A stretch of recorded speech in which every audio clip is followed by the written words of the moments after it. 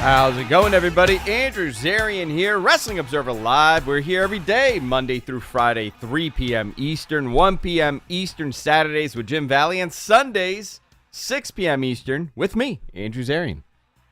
Busy weekend of professional wrestling, obviously. I just finished Battle in the Valley. I just finished it. Elimination Chamber happened last night, followed by New Japan's Battle in the Valley. We got a new women's champion in Mercedes Moné. We also saw Roman Reigns defeat Sami Zayn in Montreal. We're going to spend a lot of time on that and everything else that's going on with that program, because I watched that show, and we're going to talk about it in our second segment, but I watched it in its entirety. I didn't want to take a break from it. I wanted to kind of get a pure feeling, because generally when I'm doing a show, when I'm watching a show, I'm generally watching it because I got to do a watch along or I got to do a show right after when I watch it in its entirety like that. I watched this whole thing in its entirety, and I thought it was a good show. I liked it a lot. It was easy to watch. The chamber matches were fine. The Lesnar match was short and sweet. The Edge match, I very much enjoyed. I thought the crowd was fun for that. And the main event was hot. However, a lot of people are not happy with the result. And we're going to break that down. Listen, would I have wanted to see Sami win and champion, this amazing thing? Yeah, of course. But it wasn't in the cards. Also, AEW Dynamite, we're going to talk about that, a preview for that show. And what's Tony's announcement? I may have a couple ideas on what it could be. I've heard a couple rumors. We're going to talk about that also. I don't think it's what people think. I think a lot of people are assuming it's a big story here, and I don't think it's this groundbreaking story. But with Elimination Chamber, Battle in the Valley, AEW, and a whole lot more, we got a packed show here for everybody. Going to a quick break. Stay tuned here on Sports Byline, Wrestling Observer Live. We'll be right back after this.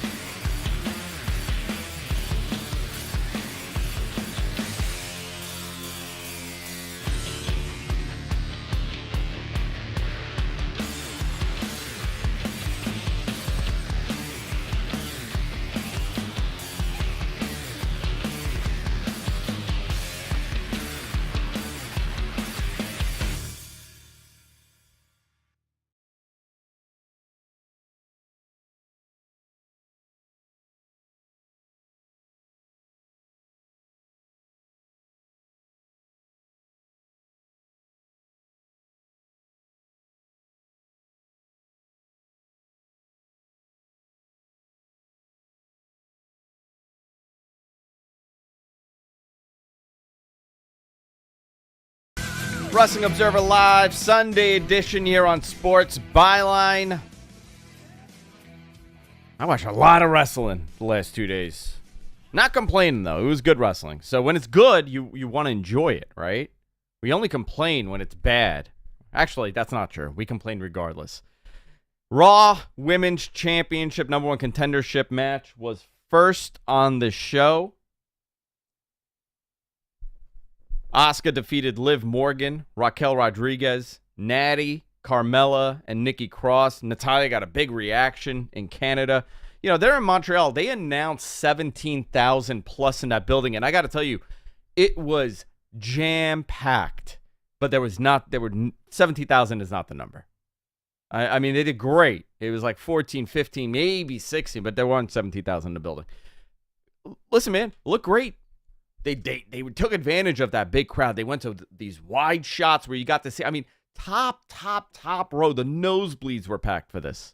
Montreal's always a great city for wrestling. It's been like that for forever, so I didn't expect anything less. You know, the story of this match was Liv hit a sunset bomb off the top of one of the pods on Raquel. It was clear. It was interesting that Asuka, you know, a lot of people were wondering who could it be, right? A lot of people were wondering who could possibly win this. I think the story really, for me, was Asuka for sure. And it was, you know, it was clear to me in that match, you know, they put some emphasis, but Liv Morgan had a chance. A lot of people thought Liv could take it. A lot of people thought Natty could take it. But now we know what that main event's going to be for the Raw Women's Championship. Asuka and Carmella were the last two, with Asuka getting the submission. I thought it was a fun match. It went about almost 20 minutes, 19:25 I have here, and followed by Bobby Lashley defeating Brock Lesnar. Now, I didn't hate this. They went 4 minutes and 38 seconds. I have to tell you, MG did our notes. I don't know if he could hear me or not, or you could talk. Try talking. Can you talk? Nope, no talking. Okay, he's having some issues. He can't talk. He put this in the notes, and I was talking to him about this. And man, like watching it, it felt a lot longer. I didn't dislike it, but it is a big, you know, beefcake match. So, two guys are humongous. I was watching with my dad, and my dad's like, "How old are these guys?" I'm like, "They're in their mid to late 40s." And he goes, "How big are they?" He couldn't believe it. But I think this is going to continue it. Brock lost via a low blow on Lashley when he couldn't get out of the hurt lock. So it was a DQ finish. And after that, Brock Lesnar essentially killed everybody. F5 the ref through a table. F5 Lashley. It was a whole thing. Also, to note, on SmackDown, Bray Wyatt challenged the winner of this match. Isn't that interesting?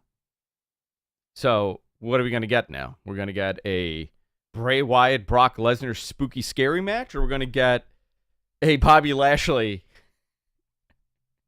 Bobby Lashley, Bray Wyatt spooky scary match? I don't know. We'll find out. Following this, we got Edge and Beth Phoenix defeating Judgment Day. Now, this was cool, right? Edge, I think it was like, 17 years he hasn't wrestled in Montreal. That audience loved him. They went berserk for him. I listen, man, you know, he's still going. People were into Beth. I'm curious if they're going to continue this story between Beth Phoenix and Rhea Ripley. You know, if for Rhea winning that title and then having Beth as a challenger maybe at SummerSlam or for the next show, I could see them doing that. I kind of don't want them to end this, and I think it's a good opponent for Rhea to beat with, you know, legitimacy and a name that goes along with it and popularity. I think this is a positive if, you know, Rhea and her face each other and they win. Edge and Beth Phoenix defeated Judgment Day, which was Finn and Rhea with Dominic on the outside in 13:47. This was a cool match. I liked it. But again, where do you go from here? And where does Edge go from here? Edge is challenging, by the way. He's accepting Austin Theory's United States Open Challenge on Monday. So you're going to have Edge and Austin Theory in a match on Monday Night Raw. All right, cool. I'll take that. They're in Ottawa, I believe. United States Championship Elimination Chamber match. Austin Theory defeated Seth Rollins, Johnny Gargano, Damian Priest, Bronson Reed, and Montez Ford. They went 31-59. They gave this some time. You know, there were one guy stood out tremendously to me, and that was Montez Ford. Montez looked great in this match. You could tell that they're getting ready for that singles push that we've spoken about and we've heard about. I think a lot of people want to see a singles push. Good timing for this. Very good timing. You had a lot of great guys in this match. I was very impressed with Montez Ford. Bronson Reed looked great. As you know, I'm a fan of Montez Ford. Damian Priest looked really good. Was Johnny Gargano the odd man out here? I mean, he did great in the match, but if you're looking at this, you know, as far as, you know, programs for the future and who they're building behind, obviously Damian Priest stands out. Montez Ford for sure. Very much liked it.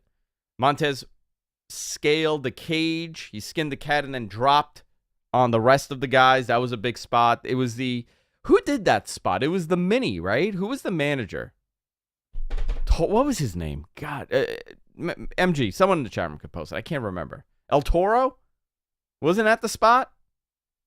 On the Ascension, they caught him and they threw him. This was a lot better looking, what Montez did. Much better. Johnny Gargano hit a reverse hurricanrana on Rollins off the top of the pod while Montez was being attended to. The cage was opened, and here's what happened. Oh, Kalisto did it too. Yeah, Kalisto also did that spot. So we've had it done 3 times already.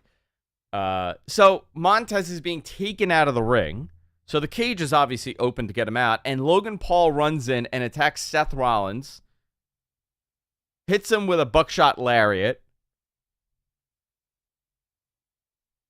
All right. Austin Theory wins.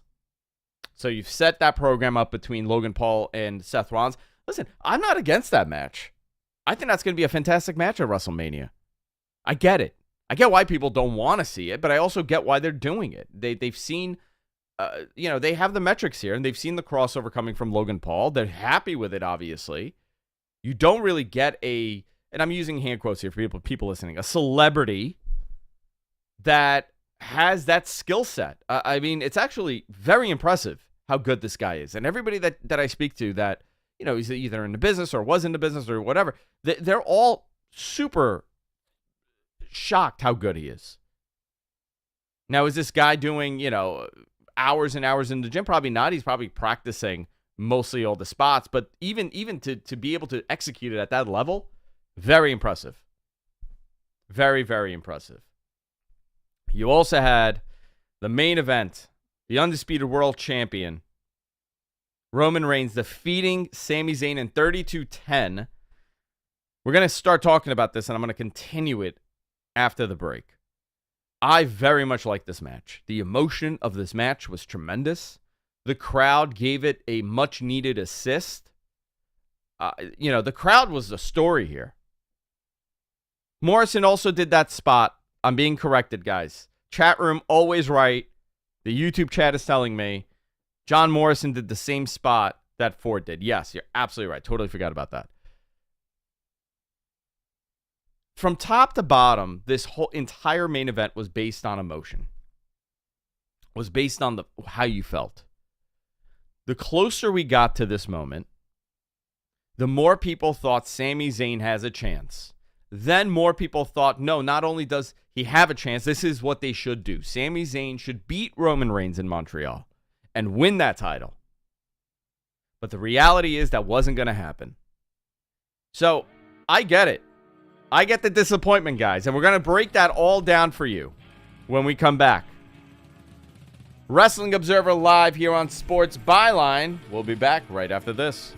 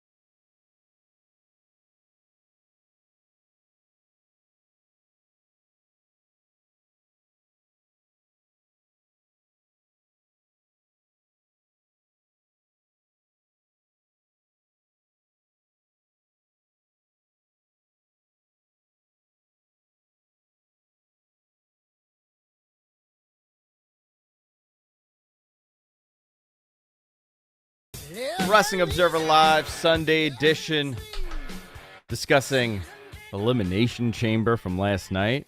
You know, for a B pay-per-view, man, this was great. It's the most watched Elimination Chamber of all time. I should be able to get that number tomorrow. I'm going to. It didn't reach out over the weekend, but tomorrow I'll reach out to the same person that gave me the number regarding Royal Rumble. We already know WWE saying that it's the most successful Elimination Chamber. Great gate, great viewership numbers. I mean, they're in a hot streak right now. But let's talk about this main event here. Sami comes out. I mean, Roman comes out first. Champion came out first. Huge boos. I mean, grown men doing the thumbs down, booing as loud as they can. It was awesome to see, a heel getting booed. Followed by Sami coming out to a humongous response. You could see he was very emotional. His whole family was in the front. This is a huge moment for him. The biggest moment of his career. And this is a guy, I mean, if you know the story of Sami Zayn in professional wrestling, this is such a great milestone to have. For many, I mean, this is the pinnacle. You're in your hometown. You're in a jam-packed, historic location to watch wrestling against one of the greatest modern world champions of all time, probably the greatest of all time in the modern era. I don't think anybody's been this dominant with a push, from the beginning of his career in WWE. But, I mean, especially since the pandemic, this guy has transformed his entire character and his persona, and he's really solidified himself as a top guy in the history of professional wrestling. Whether or not you like Roman Reigns or not, listen, I was not a fan of the previous version of Roman. I wasn't. And a lot of you weren't either. So a lot of you were, but a lot of you weren't either. And it was very polarizing. He had the John Cena effect happening. Half the people there were cool. The kids liked to see him. The women were into him. Some of the guys were into him. But the hardcore fan was rejecting him because they felt that he was getting pushed onto us. Well, a little tweak goes far. And this guy has gone far. 2 titles. We know he's facing Cody at WrestleMania. We know that that's in the cards. So what happens now? The Sami Zayn situation was only supposed to be a couple weeks. Turned into a long storyline. They did an unbelievable job with this story. But now we're here. We're at the climax. What happens? Well, what happened was Roman beat Sami in Montreal. The ending, could be up for debate. I enjoyed this match. I like this match. This is my opinion. The right person won for storytelling reasons. The fan in me would want Sami to win. But if we're looking at it from a business perspective, there's a number of reasons why they chose to do what they did. And unfortunately, it has nothing to do with the fans' wants. Is Sami the guy? Listen, man, in my opinion, is it a guy? Yes, at a different time. Not a month before WrestleMania or 6 weeks before WrestleMania when you already have that plan for Cody and Roman. You've built to this. And you have the next couple months planned out. So now you take the title, let's say hypothetically, off of Roman, you put it on Sami. What happens to that WrestleMania match? What happens to Cody's big push? They need to create top baby faces. They've already done it with Sami. Sami is solidified as a beloved babyface like a Bryan Danielson. But Cody has yet to be solidified as that. It's still new. We've seen Cody get booed before for being a babyface. They had to be so careful here. And unfortunately, Sami got really hot in a time that they can't pivot. And I saw the argument. Raj Giri from Wrestling Inc., formerly of Wrestling Inc., currently of Wrestling. I don't know. I got to ask Raj what he's been doing. Consulting? I don't know. Raj put it out and somebody, there was a comparison. Somebody gave a great comparison to, look how many times they flipped the title between Mankind and The Rock before Austin got the match at WrestleMania with Dwayne, right? But couple issues here. One, you had not solidified The Rock as an unbeatable force like you did with Roman. Roman's been unbeatable. 900 days plus. You haven't told a story that this guy has a streak. You haven't told a story that he can't be beat. The Rock was not the most, at that point, was not the most, one of the top world champions of that time frame. He was still new. You were still creating him. You also didn't have a babyface that has a possible issue getting over if he's not facing Roman Reigns.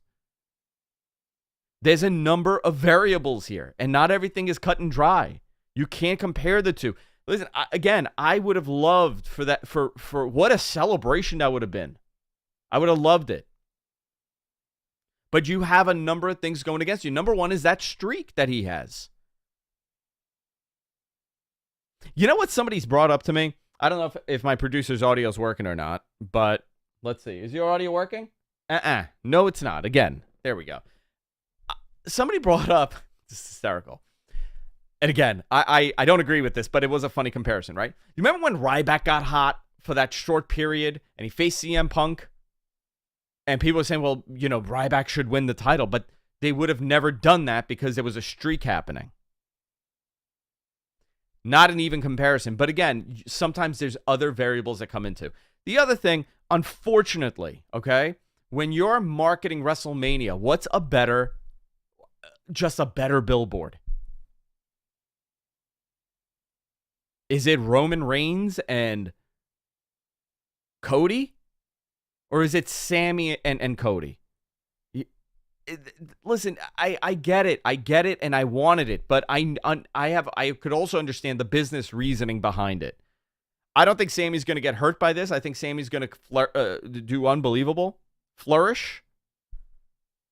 I think they'll eventually turn this into a tag match of sorts. If they go down that way, he could still win something. But you could also come back to Sami and Cody and Roman. The other suggestion here, and I'm seeing a ton in the chat room, and I appreciate all the feedback. Why isn't it a three-way? Well, if you do a three-way, Cody's getting booed out that building. I could not. Listen, I love Cody, but I couldn't cheer for him if I'm there. I'm cheering for Sami. I want Sami to get that WrestleMania moment in that situation. And if you don't deliver that, you're going to be disappointed. And if you do deliver that, what did you just do to Cody? Nothing good, nothing positive. The only one looking good in that three-way is probably Roman, because you'll probably figure out a way that you don't beat him. The other option is splitting the belts, right? I would have loved that if that was a month ago, or they had done something with that. Roman doing double duty, losing each title at WrestleMania, is that a possibility? Yeah, but, you're hurting one of those guys that wins it. Either Sami winning won't mean as much because Cody also got the title. Or actually, the most, to be honest, is that Cody's not going to mean as much because everybody's championing Sami. They're in a booking. They booked themselves into a corner. And that's my only issue here with this. I mean, everybody worked super hard. That match I very much liked. Yeah, wacky finish. They had to get out of it, run in after run. They did all this wacky stuff, but Sami still looked good. I don't know what that next match is. And I'm hoping that Sami gets more opportunities in the top tier of that roster. He's very well deserved. But if you remove him from that bloodline story, how much does it matter? And I think they're looking at it that way. Their goal is that Cody needs to be made as a top babyface in that company. You don't get an opportunity for Captain America to become your world champion too often, and people are going to like it. And we're at that position right now. Sometimes this happens. Not often, but sometimes it happens. Sometimes you could pivot. Other times you can't. I think in Danielson's situation with when he had the three-way with Randy and Batista, nobody wanted to see either one of those two win. They all wanted Danielson to win. So yeah, the smart answer was let the people go home happy. Nobody's going to suffer from this. Batista's going to go away, and Randy doesn't care. These are all those little parts, right? You gotta. I always try to think a couple steps forward in my wants. As a fan, yeah, man, disappointing. You love the guy, you want to see him do good, but as someone that's covering this and someone that understands the business aspect of things, not saying wrestling, just in general.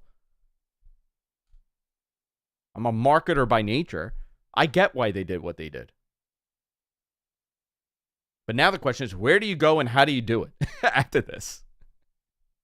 How are you going to pivot now to Cody and remove Sami out of the equation for Roman, still keep Sami hot, and have people not reject Cody?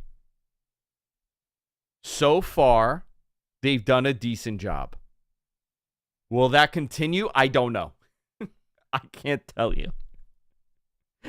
I hope it works well. I hope they can pull it off, because Roman has really become one of the greatest in that company's history at this point.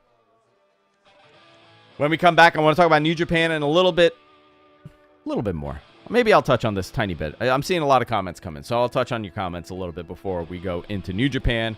Wrestling Observer Live here on Sports Byline. We'll be back right after this. Stay tuned.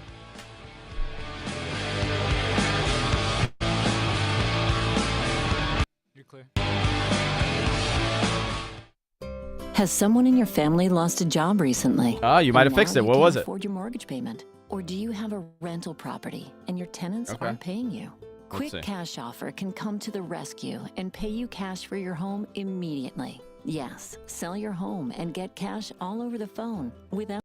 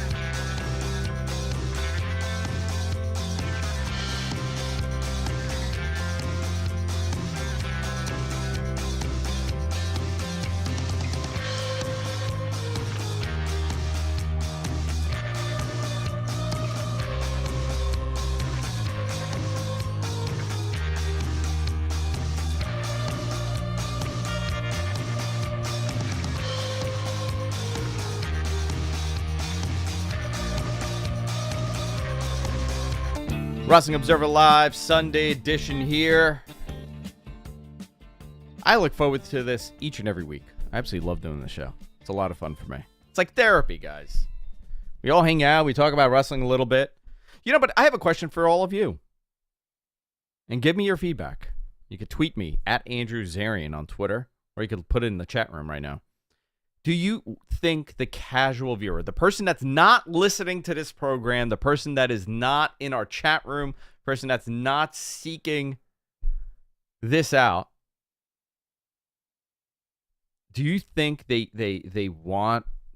care that Cody is or is not in the main event? Do you think they want Sami to be in the main event? What do you think their opinion was of this?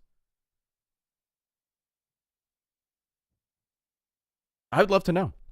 Do you think they care? The casuals love Sami. My son was going nuts for Sami. He's going nuts for him. But he also likes Cody. So, what does that say? Let's go into this New Japan show. MG, our producer, are you there? I am. Oh, look at that. You're here. So, I know that you watched this show, and you were very into the show. Yeah. I watched it this morning. For obvious reasons. Obviously, I was watching the other show, but I watched this morning. I thought it was a fun show. Couple issues. The audio was a little wacky. They had a late start. I thought it was a very well put together show. Some stuff I would have kept out because it was a long show, but overall it was good. What did you think? The pre-show didn't have any announcers for whatever reason. I think they were having audio issues, and that's what the holdup was. And then as far as the matches, I thought they all were really good, well wrestled. My favorite, I had a couple of them. The Eddie Kingston Jay White match. Yeah, that was just an ugly, brutal, just pure beat the heck out of each other match. I thought that was really good. I love the story they told there with him leaving. With that stipulation that was set up on this show, by the way. Yes, it was. It was set up on Wrestling Observer Live with Brian, where our other producer, John, was messaging me throughout this. And, John, he's here. And I absolutely love John. John is messaging me. He's like, hey, dude. He's like, what the hell's going on the show? I'm like, you tell me, you're producing it. He's like, I think I lost control of the show. I was like, I think you did, which led to a very good match between Eddie Kingston and Jay White. Let's go down this card. Maybe you'll assist me with this. Kushida, Kevin Knight, and the DKC and Volador Jr. defeated Mascara Dorada, Josh Alexander, Adrian Quest, and Rocky Romero, friend of the show, Rocky. Strong openweight championship. Kenta defeated Fred Rosser. I thought this was a good match. Kenta looked good. Fred Rosser looked good. Juice Robinson interfered by knocking out Rosser with a roll of quarters. Okay, and that was what the stipulation led to the beginning of the Kingston Jay White match, where Bullet Club was not allowed ringside. Yeah, because that happened. Because of that. So the story continues. Strong openweight tag team championship. Motor City Machine Guns, Alex Shelley and Chris Sabin defeated the West Coast Wrecking Crew to retain the titles in a loser leaves New Japan match. Eddie Kingston defeated Jay White. Now, this was a great match, top to bottom. Jay is leaving. We know that. Where he's going, we don't know. A lot of people think AEW. A lot of people think WWE. I know that WWE has interest in Jay White. They have had it for a long time. He's young. He's in Florida. He's a tremendous worker. And he's only going to get better. But, I don't know if you guys saw that. There was a statement that came out, and I forgot who published this, but the report was that, yeah, they're interested in Jay, but there's another much larger free agent available this year. Who the heck are they talking about? We'll find out. So prior to the match, the Bullet Club was banned from the ringside. This was a brutal match. Kingston won by hitting 2 Northern Light drivers. After the match, now this is the angle. Jay White was getting a thank you Jay chant by the audience. White's longtime rival, David Finlay, slid in the ring and drilled him with a shillelagh, knocking him out. And that's how he exits the promotion. In very Bullet Club style, right? Essentially, all of them have been laid out before they left. Filthy Rules kind match. Tradition. It is a tradition. Our very own Tom Lawler defeated Homicide. This was a hardcore match with no ropes.